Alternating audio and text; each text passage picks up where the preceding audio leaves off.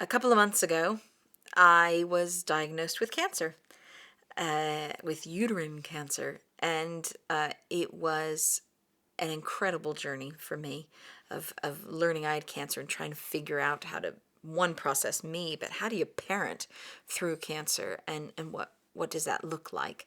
And and I remember thinking as soon as I got the news, I thought how can I go on this journey of cancer, whether this is a journey towards death or whether this is a journey through a deep valley. How do I do this in a way that my kid will grow in his relationship with God? Because if this kills me, the only thing I can hopefully position him for is to have God in his life for the rest of his life. If I can get him through this, being closer to God and learning so much about who he is, then I will have won, whether I'm dead or not. And uh, and so I just went on this journey of trying to figure out how to do this, how to talk to him about it, how to create space for his emotions. And I blogged about it, the whole thing. And if you look below, there's the link to the blog, and there will be blogs that you can access so you can see how I told my kid for the first time I had cancer, and just how we talked about it and things. But I just wanted to say that I'm so grateful that I got to go through cancer in a way that coached him on who God is in the really, really, really uncertain bits of life. Because often people don't get that opportunity to do.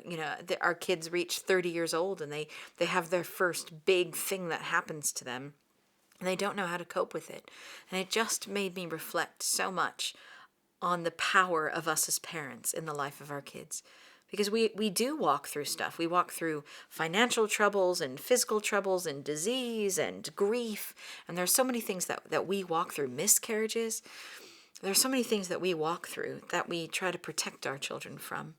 And there is a way of allowing our children to see windows into how we're coping with God, conversations that we can have that shares our heart with them, so that we can walk through our journeys in a way that empowers them to walk through theirs.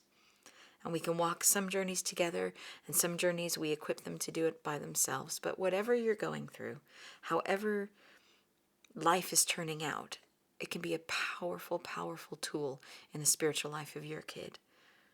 And it just takes your willingness to walk with them through it.